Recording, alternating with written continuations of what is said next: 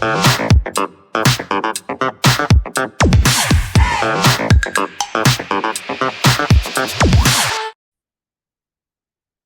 everybody. This is Johnny Jones, your AFG Local 1040 Treasurer and your Council 100 Secretary Treasurer. Just bringing some updates. We want to talk about the rumors about the federal health employee benefits, the premiums going up, and it's a fact.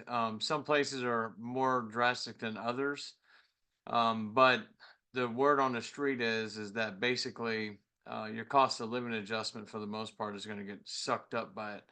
But what are we doing? We're taking action. We're trying to convince the lawmakers and the White House um, to move our cost of living adjustment from a proposed 2% to parity with the military and get us up to the 4.3, because the vast majority of our cost of living adjustment this year is going to be sucked up by health insurance premium. So the things that I would like for y'all to consider: spend some time this year reviewing your health insurance plans. Make sure you have the right one for yourself. When open season comes about, we'll send you some information with to assist you in this scenario. Now, one of the hardest things is that most people have, a plan for a reason. Sometimes it's prescriptions, sometimes it's the doctors in the network, sometimes it's the parity with your dental insurance, so that way you're best covered for you and your family. If you're a younger federal employee and you don't have a lot of health issues, I've always recommended, hey, find yourself a high deductible plan that gives you a health savings account and it starts building up for free. If I had started this when I was younger, I would have had $20,000 or $30,000 in a health savings account before I really started utilizing it. So that's just something for the younger employees coming in the door, or those who don't have a lot of health issues. So I'd like to take a moment to show you the chart or give you some examples. This is out of Fed Week. The increase jumps about eight. They were talking about 7.7 to 8.7% on average. But just to give you some actual figures, um, and these are bi-weekly increases. Okay, so if you have the Blue Cross Blue Shield Standard, which is the higher of the two, most people have basic, but if you have the standard, your increase, if you're a single person, would be $24 a pay period, which is right here. If it's for you and your family, it would be $53 a pay period.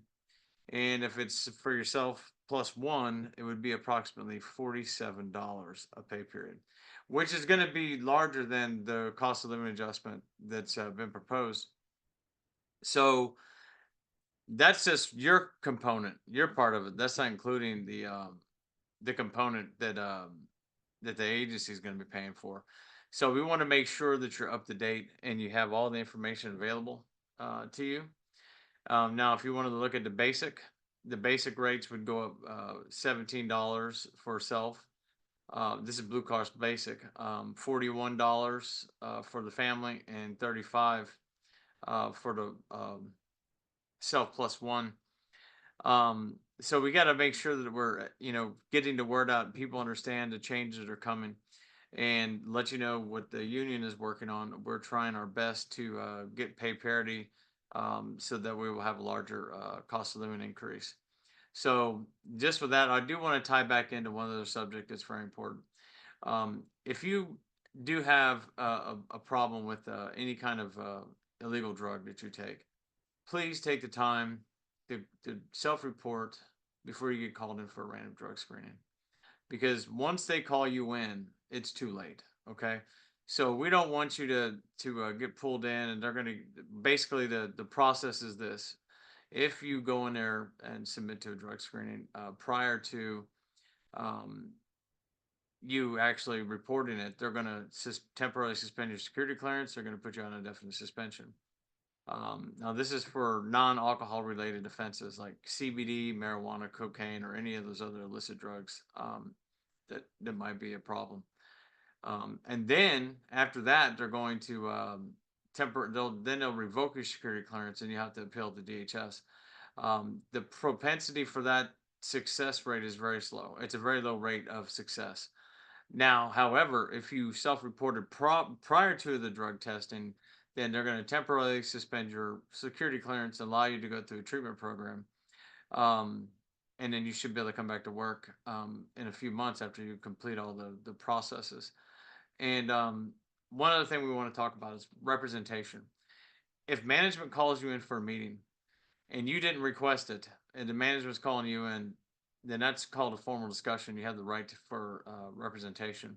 Now, if you're sending emails saying, I want to meet with a manager, it could get a little dicey in that scenario. It depends on what you're meeting with that manager for. So it's always important to inform the union representative, hey, I got a meeting and this is what it's about prior to them showing up, because then it causes some conflict or some potential issues. But this is just Johnny Jones talking about just giving you guys some updates from Jaguar Studios. Hope everything's going great. And be on the lookout for more informative videos from AFG Local 1040 and the rest of us. And you guys have a great day, and we'll hope to see you out there in the field.